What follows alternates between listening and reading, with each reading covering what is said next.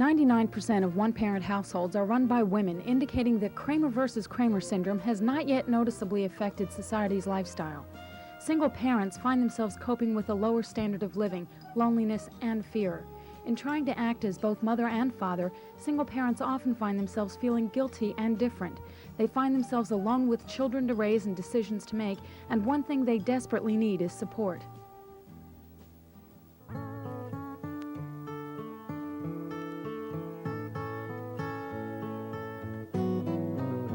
When you're down and troubled and you need a helping hand and nothing. Dr. William Miller, a family therapist, splits his professional career between a private practice and working for the Trenton Diocese Family Community Service Center in Lakewood, New Jersey. He zeroes in on three key factors as major contributors to the breakdown of the traditional American family. They are the changing role of women, false expectations of what is a marriage, and lenient divorce laws. Got a friend. The majority of the people that we see are coming regarding family problems of some sort, and a very large portion of these people have marital problems, and a large part of these are also people with one-parent families, mainly children and a mother usually. We had talked before about some of the problems that you have in being a single parent with economics and trying to mold not only the nurturing role of being the mother and the caretaker of your children, but also the management role, which usually we kind of look oftentimes to husbands to fulfill. And I was wondering how you felt about that role. In my case, perhaps luckily, I did the managing, much of it in the home. My husband just was not into watching the bills or any of that. So that, but now when it's completely on your shoulders, it's, now there is no choice, you have to do it. So that part is a little difficult, but rather a challenge. And especially when you're tight economically, which I am. It's like a, you know, you're going to beat it. You're going to see now. I know I can pay this one, or I can pay partial on this bill, and so that it almost becomes a challenge. And you're really mainly concerned about how the children are adjusting to all that. How do you see that? In the beginning, it was very bad, particularly with my oldest, I feel. She had a tough time of it. Just Daddy coming to visit and driving away and knowing she wasn't seeing him for a while. She shares a lot of the memories with me. She can remember being in the marriage and having it be us under one roof. So that's the emotional tough thing. However, she has grown along with me somewhat now. And but in the beginning, I think it's just maybe she felt she was minus somebody. Her fear of would I go away too, or would something happen to me? Because it's not the loneliness of I have someone, but I really don't have someone. The single parent experiences a multitude of feelings, most of which are difficult to deal with alone. It's the grief, the anxiety, the sense of loss, the loneliness that motivates them to seek out help. Litigation is a first-time experience for most of these people, and often they are pitted one against the other as hostile opponents in a property settlement and custody fight. Miles from nowhere, guess I'll take my time. Oh yeah, to reach there, look up at the mountain I have to climb. Oh yeah, to reach there, Lord, my body has been a good friend, but I won't need it when I reach the end. I think that women expect more out of a marriage, and I think that's healthy. I think that women also have opportunities, career opportunities, and this is changing the role of men, whereas women's roles were more definitive. You know, I know that I have mothering duties, I know I have certain homemaker duties, whereas men felt that bringing in the bacon was their fame. And you know, as the women move into the work market, they're beginning to also make a contribution in terms of the family resources, and they want their say in how it's spent and how it's directed. Getting help doesn't really mean getting somebody to tell you what to do, but simply talking with someone to help them lay out what the pieces of the puzzle are, and then putting them together. And oftentimes things that happen in a marriage are things that have been replayed through earlier life, like fears and anxieties that occurred in childhood, or false expectations of what it's going to be married, and often these things are played out in the marriage. A marriage is a very creative experience, but not everyone looks at it as being creative. So I think society in general has to change some of its attitudes about the one-parent family.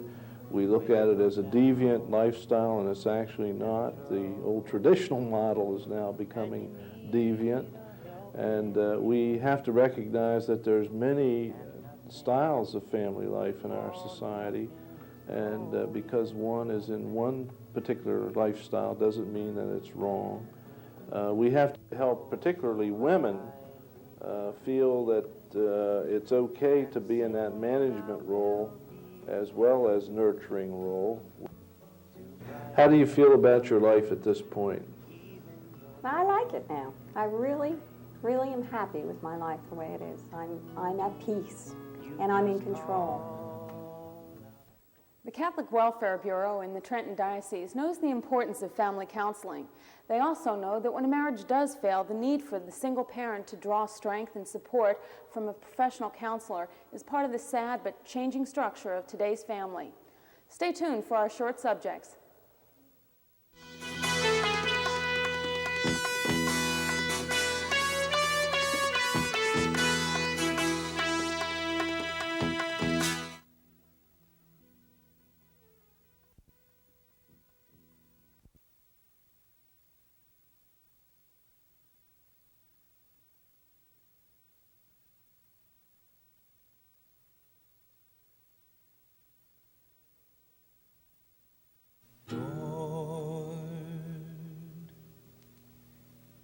Make me an instrument of your peace.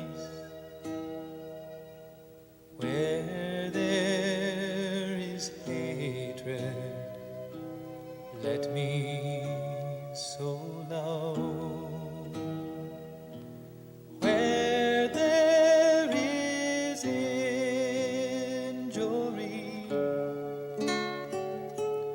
pardon, and where there is doubting,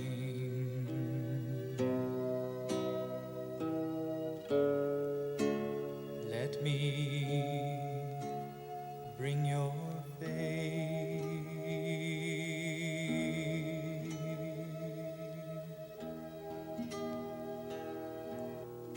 O divine Master, grant that I might see not so much to be consoled as to console, to be understood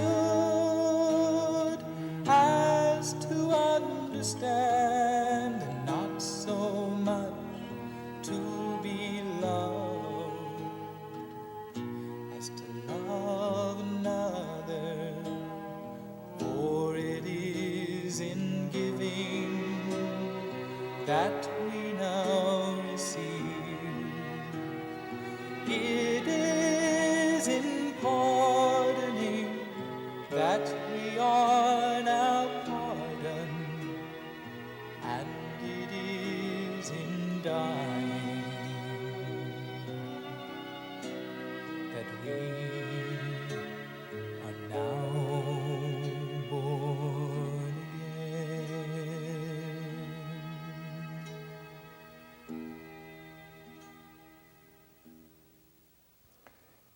Here in Los Angeles, we know how effective television can be. My name is Father Mike Manning. Television is terribly effective. Nielsen will tell us that the average American will spend over 6 hours every day in front of a television. The average preschooler is going to spend 60% of its waking hours in front of a turned-on television. It's terribly effective for moving in people's lives and changing them. You and I are continually being changed by the power of television. Religion is also a means of conveying through television the message of Jesus Christ. We see this in strong evangelization through Billy Graham, Oral Roberts, Rex Humbard, Pat Robertson, Jim Bakker, and the list goes on.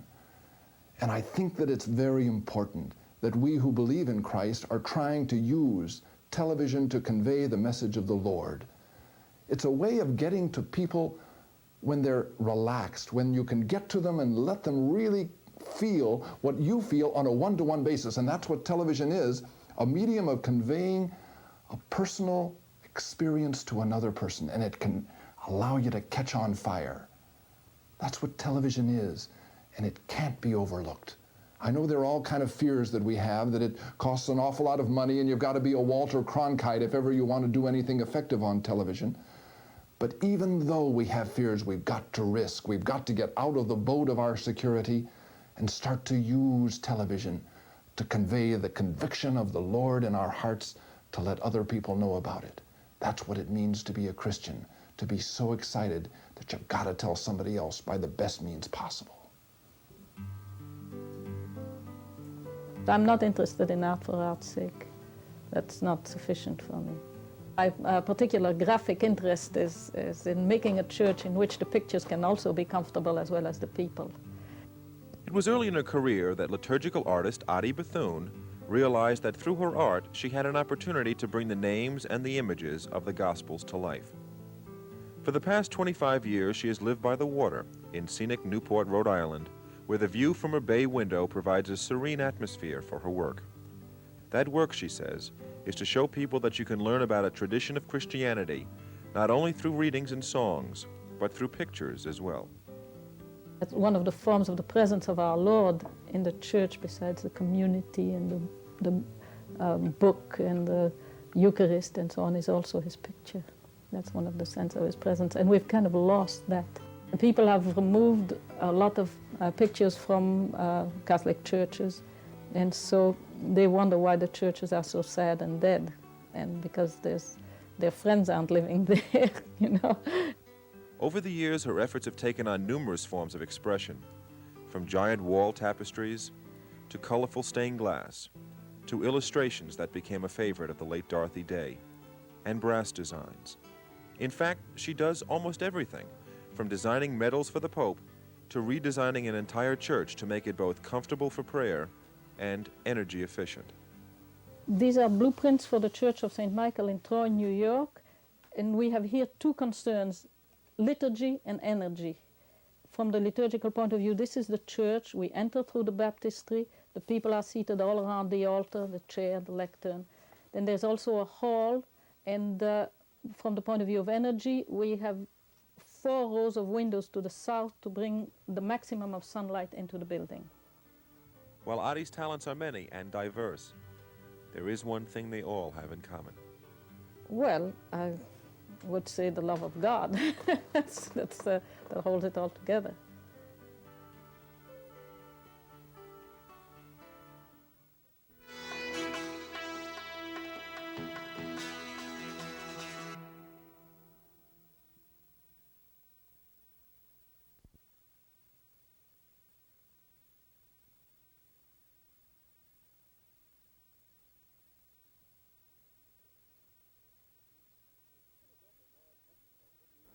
The city dump in Juarez, Mexico isn't even a nice place to visit, much less live there. But a few years ago, people really did live there. But that's all changed now. Currently, the dump provides gainful employment for over 200 Mexicans.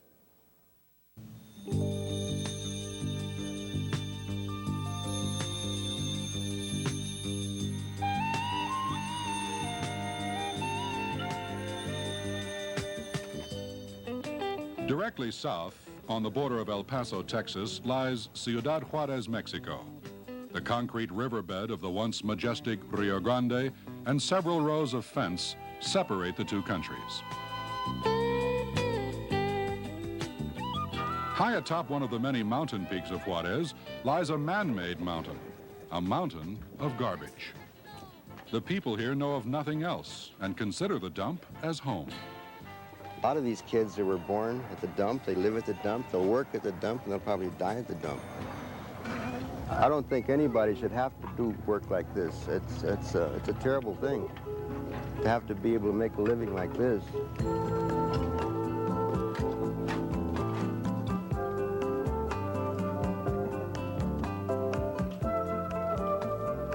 From 1964 to 1970, I would visit the dump from time to time in Juarez and see these people picking through the garbage and wonder what could be done to help them. They were just the most dreadful human beings you'd ever seen, eating garbage, living in garbage. You know, everything, all they knew was garbage. Much has changed since that first visit due to the efforts of Jesuit Father Rick Thomas and the work of several charismatic volunteers at Our Lady's Youth Center, located across the border in El Paso. Frank Alarcon works with the United States Post Office in El Paso during the week and spends every available moment thereafter working with his friends at the dump. He spends a great deal of time trying to understand these people, and on many occasions works side by side attempting to subject himself to the same discomforts these people feel, so he may better understand the people he has come to love. In fact, I feel more at home here than I do over in El Paso, really. But these are nice people. All of these people here are going to go to heaven. Believe me, they're all going to go to heaven. And these are super nice people. When I first started coming to them, I knew some small ones like Emilio and like Angel that are grown now and have their own families, and they still work here. So this is their life. Guillermina Villalva engineered the formation of a co-op concession which would be owned by the men and women that actually worked in the dump. The co-op had always been an idea for the few of us from Juarez that began to go out to the dump with the people from El Paso, from Our Lady's Youth Center.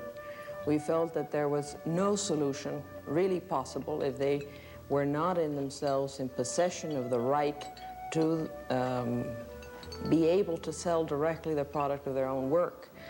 Originally, the dump, for the last 30 years, had been a private concession where the workers received a meager amount for their trouble of separating the trash.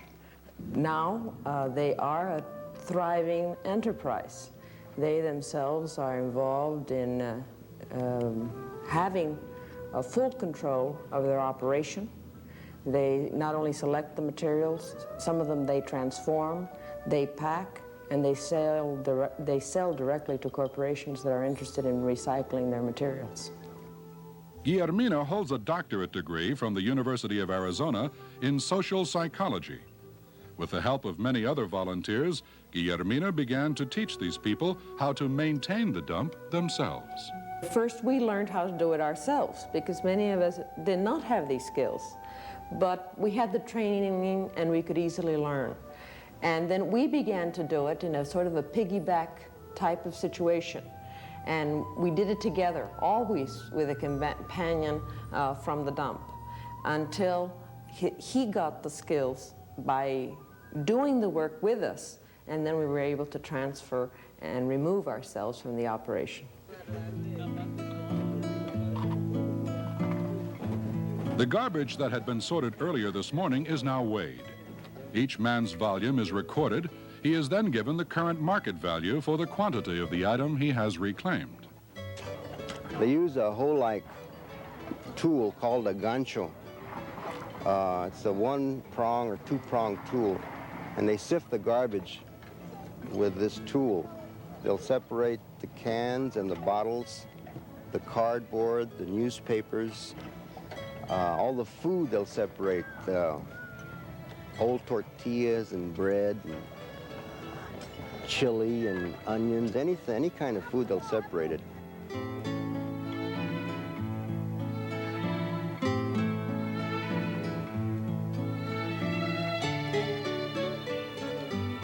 The children and their education and health became of paramount concern when researchers found that because of their malnutrition, many of the children had learning disabilities beyond repair. And many of them will be retarded mentally from lack of protein when they're young. That's why getting the soybean is very important, especially when they're young. Or that the pregnant mothers get protein when they have the babies, before the babies are born, so the baby develops properly. And then if the child doesn't get protein when they're very young, their brain never develops, and they're almost unteachable. Sergio Conde and his wife Lucia volunteer their Saturday afternoons to provide this traveling grocery store. This open market provides these people with the essentials to ensure each member of the family receives adequate nutrition for their diet. Meanwhile, the men and women that have worked since early this morning wait to collect their pay for the items they have reclaimed. This money will be used to purchase the food at wholesale price.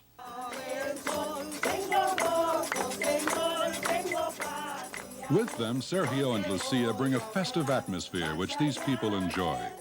It is both a time to give thanks and also a time to forget their misfortunes.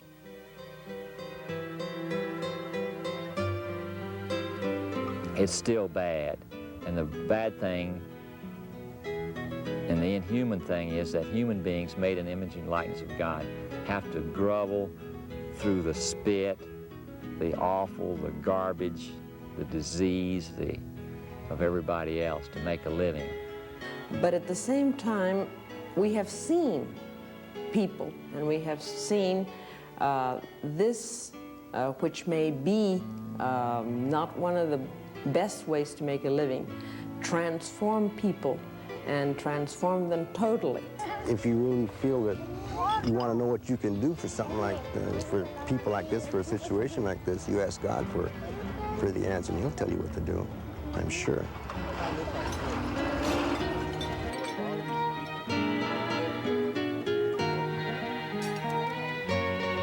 I know they're all going to heaven, and the closer I can stick with them, I'm trying to get into heaven too. This is their life. This is what they know, and it's sad because they shouldn't have to do this. And one of these days, you know, good Lord be willing, it'll be different. But for right now, they're here, and they're here for a purpose, I guess.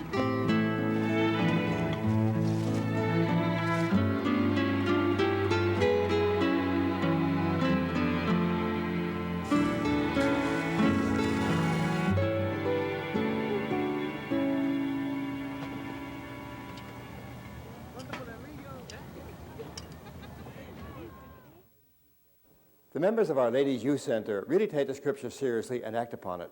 The results are truly beautiful, moving, and above all, necessary. Next week, we'll get some insight into the local unemployment problem and see how a group of Philadelphians are dealing with finding jobs for those who want to work.